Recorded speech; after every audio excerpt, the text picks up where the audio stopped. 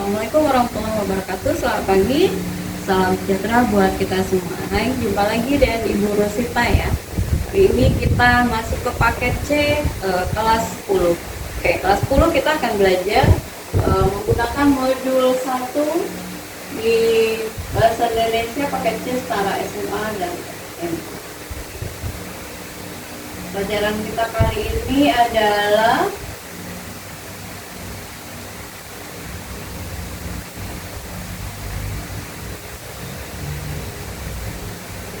ya, unit 1 alam sekitar yang luar biasa. Nah, tujuan dan petunjuk belajarnya kita sama-sama bisa baca. Setelah selesai mempelajari modul 1 ini atau pelajaran unit 1 ini, Anda diharapkan dapat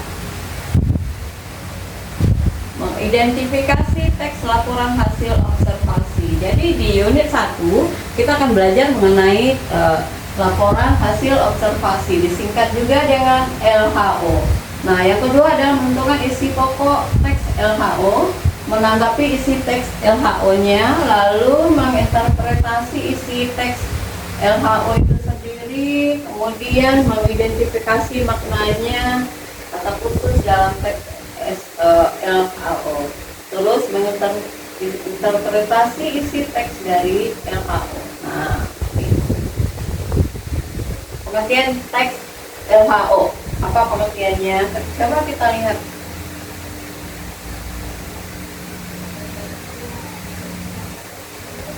Ya.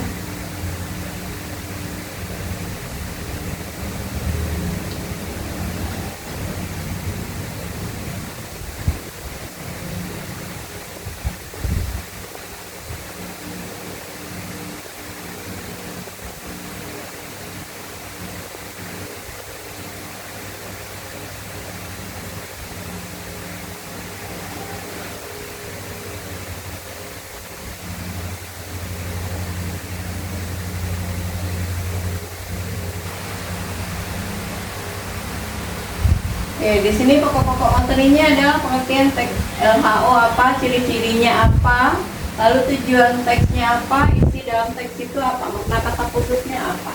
Nah, kita bisa lihat di sini pengertiannya adalah teks laporan hasil observasi adalah teks yang berisi laporan hasil pengamatan terhadap suatu objek atau fenomena yang disusun secara objektif. Nah, objektifnya itu apa? Objektif itu berarti sesuai dengan apa yang ada. Nah, sistematis berarti urutannya sistematis dan berdasarkan fakta. Nah, fakta berarti benar-benar terjadi di pelajaran itu. Nah, tujuannya adalah untuk memberikan informasi yang benar tentang objek yang kita amati. Nah, tujuan LHO. Nah, di sini tujuan LHO bagian ketiga. Nah, kita lihat dulu ciri-cirinya. Ciri-cirinya bersifat objektif, nah sesuai dengan fakta itu tadi ya. Lalu disusun secara sistematis menggunakan bahasa baku. Nah, di sini yang disebut dengan bahasa baku itu sendiri adalah bahasa yang sesuai dengan bahasa Indonesia yang baik dan benar. Nah, sekarang disebut singkatannya adalah EBI. Nah, EBI itu adalah ejaan bahasa Indonesia. Nah, di sana semua tata bahasa harus baku, yang benar, yang sesuai dengan kamusnya.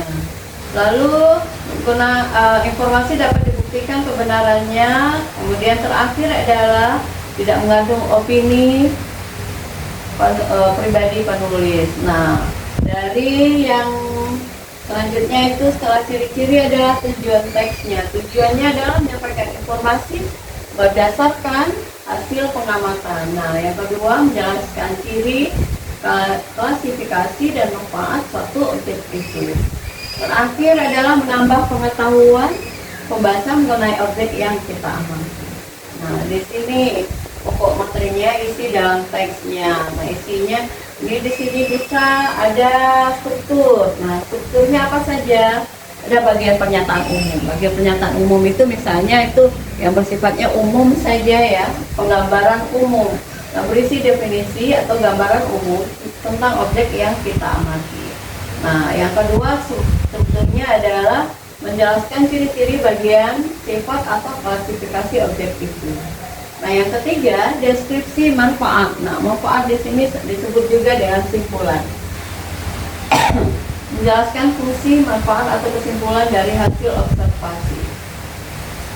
Terakhir, bicara tentang kaidah kebahasaan. Nah, di kaidah kebahasaan ini menggunakan kalimat definisi. Nah, definisinya apa saja? Katanya termasuk adalah, ialah, gitu ya, yaitu, merupakan, nah, itu termasuk. Terus menggunakan verba relasional. Nah, apa verba relasional itu? Katanya termasuk terdiri atas, nah disebut juga, nah itu verba relasional. Terus menggunakan kata benda berarti nominal ya, nomina itu disebut juga dengan ada istilah ilmiahnya, itu kata benda. Lalu menggunakan konjungsi. Nah, konjungsi itu banyak, beragam macamnya. Lalu tapi yang di sini dikhususkan konjungsi di bagian LHO, kata dan ya, atau karena, sehingga. Nah, itu dia. Terus kaidah yang terakhir menggunakan kalimat yang jelas, efektif. Nah, efektif maksudnya sudah sesuai dengan tata bahasa baku yang digunakan dalam Kamus Besar Bahasa Indonesia. Nah, kalimatnya efektif, jelas, dan berdasarkan fakta yang ada. Itu dia, ya. Nah, di sini peta konsepnya ada teks laporan hasil observasi, kemudian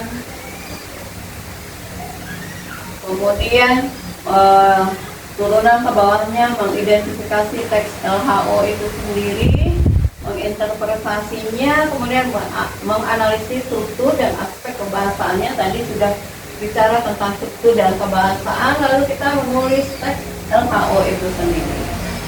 Oke. Nah, untuk mencapai tujuan belajar yang diharapkan, ya, Anda harus membaca materi pelajarannya nih. Harus kita baca sampai ke bawah.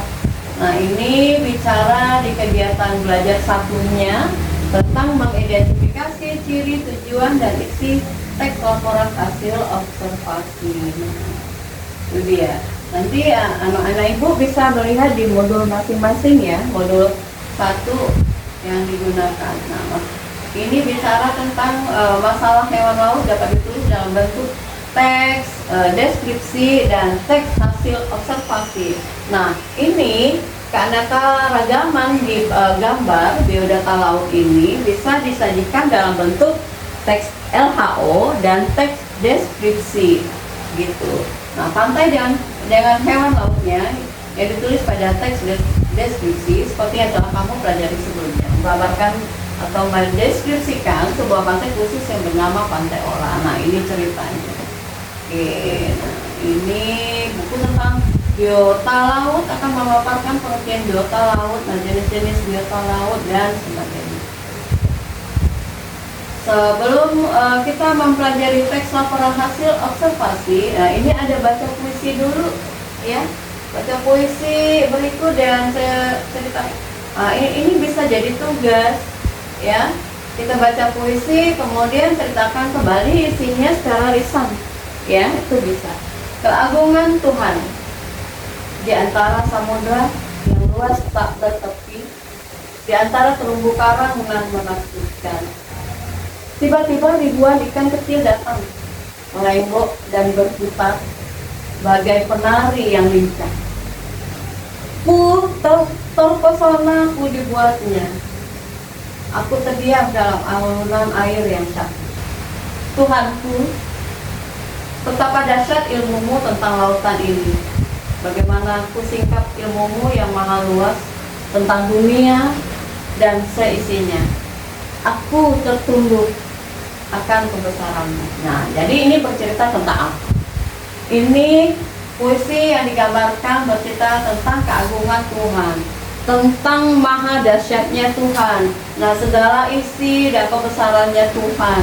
Nah, ini di sini diceritakan ada terumbu karang ini di antara samudra. Nah, ini bercerita tentang adanya samudra di yang diciptakan sama Allah, sama Tuhan. Nah, itu dia ya penggambarannya. Nah, ini tadi kita sudah lihat di ChatGPT pengertian tentang teks LHO. Nah, itu pengertiannya bisa beda-beda sedikit, tapi maknanya tetap sama ya. Ada tujuan, ada ciri. Nah, di sini dijelaskan juga isi yang dibahas. Ada ilmu tentang suatu objek atau konsep. Nah, ini objek yang dibahas bersifat umum sehingga menjelaskan ciri umum semua yang termasuk kategori atau kelompok itu. Nah, judul bisa bersifat umum, misalnya tentang pantai, ya, tentang museum, tentang demokrasi, dan tentang alam yang dan lainnya. Nah, bertujuan menjelaskan dari sudut pandang ilmu. Nah, terus objek atau hal yang dibahas secara sistematis, dirinci bagian-bagiannya dan objektif. Memerinci objek atau hal secara sistematis dari sudut ilmu. Ada definisi, klasifikasi, jabaran ciri objek. Untuk memperluas wawasan kita tentang teks LHO, nah ini ada cuplikan ini ya. Wawasan kita ada bacaan singkat. Ciprukan tanaman yang luar biasa. Mungkin anak-anak itu tahu apa itu tumbuhan ciprukan ya. Ciprukan atau dalam bahasa Latin Physalis angulata adalah tanaman semak rendah yang memiliki banyak manfaat untuk kesehatan. Nah, tanaman ini biasanya dianggap sebagai tumbuhan liar karena banyak tumbuh di kebun, tegalan, tepi jalan, semak-semak atau hutanan. Buah ini juga dikenal dengan sebutan morel berry di Inggris, ceprukan di Jawa. Nah, di Jawa tuh istilahnya namanya ceprukan ya. Kalau cecendet, nah itu di Sunda istilahnya. Terus keceplokan itu di Bali ya. Dan leletokan itu di Minahasa. Nah, tanaman ciprukan memiliki struktur pohon yang lengkap, terdiri atas akar, batang, daun, dan buah. Akar ciprukan berupa akar tunggang yang kemudian akan tumbuh akar cabang menjadi akar serabut. Nah, daun ciprukan merupakan daun tunggal bertangkai. Nah, ini ya seperti gambar ya, seperti gambar yang kita lihat bersama. Nah, ini gambarnya nih ciprukan ya. Dia daunnya merupakan daun tunggal bertangkai dan berbentuk bulat oval ya, berbulat oval. Ini ada runcing ke bawahnya tuh. Batang tanaman ini bisa mencapai 1 meter dengan bentuk bulat beralur dan berwarna kecoklatan. Buah ciprukan berbentuk seperti telur yang terbungkus dalam kelopak menggelembung. Ciprukan dipercaya dapat menyembuhkan berbagai penyakit ya. Seluruh bagian ciprukan dapat mengobati darah tinggi. Nah, banyak kan manfaatnya gitu ya, dari batangnya, dari daunnya, dari buahnya. Nah, itu ini bisa mengobati darah tinggi, kolesterol, dan rematik. Akar tanaman ini berkhasiat untuk mengobati penyakit diabetes mellitus namanya ya. Buahnya berkhasiat mengobati penyakit paru-paru, sakit tenggorokan, dan stroke. Sedangkan daun ciprukan dapat mengobati tumor dan kanker. Nah, berapa banyaknya manfaat dari buah ciprukan. Nah, tanaman ciprukan memiliki nilai jual yang tinggi. Ia hadir di toko-toko buah besar, pasar swalayan, dan dijual online. Satu kemasan isi 100 gram dihargai 30.000. Harga jual per kilogramnya berkisar di antara 250 sampai 500.000. Sungguh luar biasa. Sumber ini diambil dari google.com ya. Nah, sejauh ini kita telah membahas tentang pengertian teks laporan hasil observasi atau disingkat dengan LHO. Nah, sebuah contoh telah diberikan untuk Anda baca dan pelajari. Untuk Anda sudah mendapatkan gambaran mengenai teks LHO. Oleh karena itu, agar lebih memantapkan pemahaman Anda mengenai teks LHO, silakan Anda bentuk kelompok. Oh, ini harus bentuk kelompok ya. Nah, kita tidak bisa bentuk kelompok. Oke, kita kecilkan. Oke, nah lanjut yang kegiatan belajar 2-nya menemukan gagasan pokok teks. Gagasan pokok itu biasa disebut dengan gagasan utama, ide pokok. Nah, itu juga dia ya, itu istilah lainnya.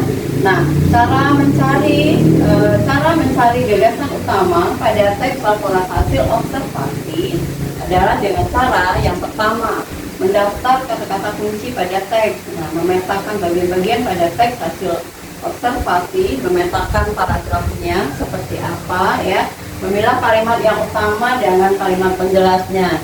Kalimat utama bisa jadi terletak di awal paragraf. Kalau di awal paragraf, nama paragrafnya adalah paragraf deduktif. Kalau gagasan utamanya terletak di akhir, namanya paragraf induktif. Kalau gagasannya terletak di awal dan akhir, itu paragraf campuran namanya. Oke, deduktif dan induktif dicampur jadi satu. Oke, kayak gitu. Dan yang selanjutnya, cara mencari gagasan utamanya, menentukan kalimat utama dulu, kalimat yang dijelaskan kalimat lain. Nah, yang terakhir adalah merumuskan inti kalimat utama itu apa. Nah, ini ada salah satu contoh lagi. Bacalah teks berikut ya dengan pesan. Ini berbicara tentang buah manggis. Oke, buah manggis. Manggis, kita tahu manggis semua ya, tahu. Manggis itu kulitnya hitam, isinya di dalam beruas-ruas ya. Dia manis banget ya, manis ya. Dia kadang kecil-kecil, jarang sih yang buahnya gede ya. Buahnya itu cuman sebesar gini. Ini udah besar ini. Nah, dia lebih ke kecil dari kepalan tangan kita. Nah, manggis di istilahnya Garcinia mangostana. Ini istilah ya, asing ya. Merupakan salah satu tanaman buah asli Indonesia. Manggis adalah jenis buah pohon hijau abadi dari daerah tropika yang diyakini berasal dari kepulauan Nusantara. Ya, buah pohon manggis juga disebut manggis. Manggis berkerabat dengan kokam, ya, asam kandis dan asam geluguk. Manggis menyimpan berbagai manfaat yang luar biasa bagi kesehatan atau biasa disebut sebagai pangan fungsional ya. Fungsional itu maksudnya boleh berfungsi banyak macam ya. Pohon dan daun manggis memiliki ciri khas. Tinggi pohon manggis rata-rata mencapai 6 sampai 25 meter. Dia bisa tinggi ya. Manggis memiliki ciri daun rapat atau limpun. Duduk daun berlawanan dan tangkai daunnya pendek. Daun manggis tebal serta lebar. Nah, manggis juga memiliki ciri khusus pada bunganya. Bunga manggis disebut juga bunga berumah buah ya. Itu ada istilahnya juga. Pada pohon manggis, bunga betina yang dijumpai, sedangkan bunga jantan tidak berkembang sempurna. Bunga jantan tumbuh kecil, kemudian mengering dan tidak dapat berfungsi lagi. Oleh karena itu, buah manggis dihasilkan tanpa penerbukan. Buah manggis termasuk bunga sendiri atau berpasangan di ujung ranting, bergagang dan pendek tebal ya.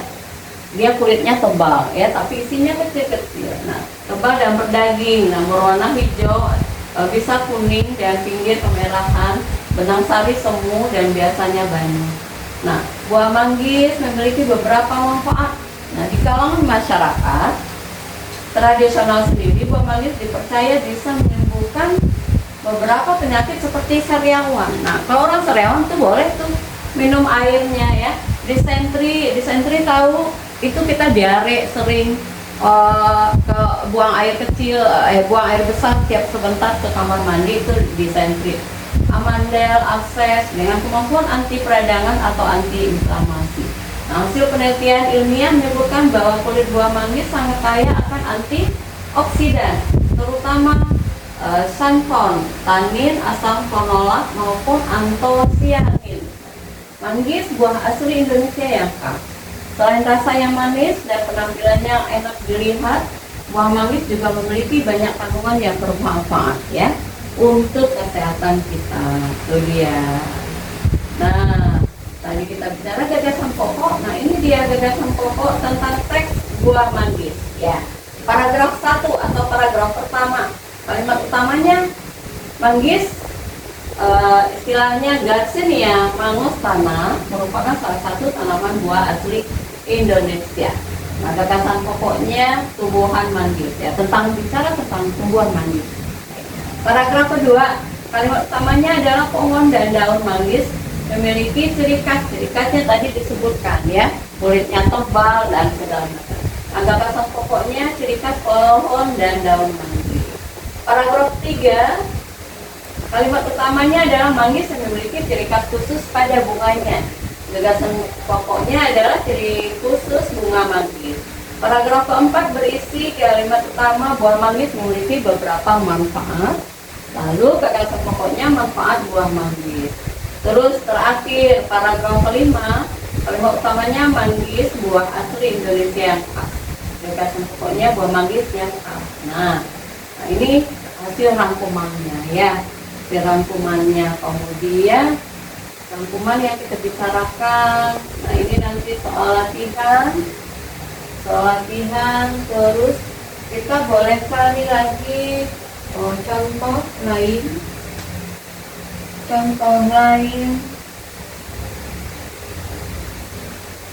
teks LHO. Oke, kita cari contoh lain. Nah ini bicara tentang kucing. Oke, kalau ini sudah dipilah-pilah ya, harusnya tadi teksnya seperti yang tadi itu baru kita pilah, baru kita cari jawabannya. Nah, kalau di sini berdasarkan contoh dari ChatGPT ya, di sini sudah dipisahkan, sudah langsung pernyataan umumnya apa, deskripsi bagiannya apa, deskripsi manfaatnya apa gitu ya, sudah dipisahkan sesuai dengan strukturnya. Contohnya tentang teks kucing. Kucing adalah hewan mamalia yang sering dipelihara manusia. Hewan ini termasuk keluarga Felidae dan dikenal sebagai hewan yang lincah serta memiliki kemampuan berburu. Ini kucing ya. Nah, deskripsi bagiannya adalah kucing memiliki 4 kaki. Ada 4 kaki, kita bisa bayangkan sepasang telinga, ada kumisnya, ada ekornya di belakang, dan bulu yang beragam warna. Nah, warnanya bisa belang-belang, bisa putih, bisa kuning, bisa coklat, bisa hitam gitu ya. Nah, kucing memakan daging sebagai makanan utamanya. Hewan ini memiliki indera pendengaran dan penglihatan yang tajam. Maksudnya matanya kalau malam itu akan bersinar, ya. Jadi mati lampu pun dia bisa lihat gitu, oke. Deskripsi manfaatnya setelah pernyataan umum, deskripsi bagian terakhir itu deskripsi manfaat. Nah, kucing bermanfaat sebagai hewan peliharaan dan dapat membantu mengurangi populasi tikus di lingkungan sekitar. Ini jangan salah, di Batam ya, kita bicara di Batam itu sepertinya populasi kucing malah takut dengan tikus karena tikus lebih besar daripada kucing. Nah, itu dia, kadang begitu. Nah, ini ada teks contohnya, teks LHO tentang padi ya, padi. Kita boleh lihat dulu padi, apa sih padi gitu. Pernyataan umum, padi merupakan tanaman pangan yang menjadi sumber utama beras. Tanaman ini banyak dibudidayakan di daerah beriklim tropis. Deskripsi bagiannya adalah padi memiliki akar serabut, batang berongga, dan daun panjang, dan bulir yang berisi gabah. Gabah itu tahu gabah? Gabah padi, dia padi juga, tapi dia tidak bernas, tidak bagus yang sampah-sampahnya lah gitu ya. Nah, tidak berisi dia. Nah, tanaman padi membutuhkan air yang cukup serta sinar matahari agar dapat tumbuh dengan baik. Nah, ini di bagian deskripsi manfaatnya adalah padi menghasilkan beras yang menjadi makanan pokok bagi sebagian besar masyarakat Indonesia. Kita masyarakat Indonesia sebagian besar makan nasi berasal dari padi itu, dari beras yang kita masak menjadi nasi. Nah, selain itu jerami dapat dimanfaatkan sebagai pakan ternak dan bahan kompos ya. Kedua contoh tersebut berdasarkan struktur teks LHO, yaitu pernyataan umum, deskripsi bagian, dan deskripsi manfaat. Kita menggunakan informasi yang bersifat objektif dan faktual. Nah, beberapa contoh kita sudah lihat ya. Ada tadi contoh teksnya kucing, terus ada padi, tentang padi. Nah, kalau yang di dalam modul contohnya tentang manggis ya. Nah, ini di sini ada soal latihan. Nah, tugas anak-anak ibu semua adalah mengerjakan soal latihan ini. Ada petunjuk pengerjaan soalnya ada, terus ini soal latihannya ada berapa buah, mulai dari halaman 8 ya. Halaman 8 modul unit 1, halaman 8 ada soalnya 1, 2, 3, ada 4, 5, 6, 7, 8, 9, harusnya ini nomor 10. Oke, harusnya ini nomor 10 ya. Jadi ganti saja. Oke. Nah, itu dia soal latihannya. Halaman berapa tadi? Halaman 18 ya. Tapi kalau di modulnya di sini halamannya tertulis di situ halaman 10. Mulai halaman berapa? 9. Ya. Oh.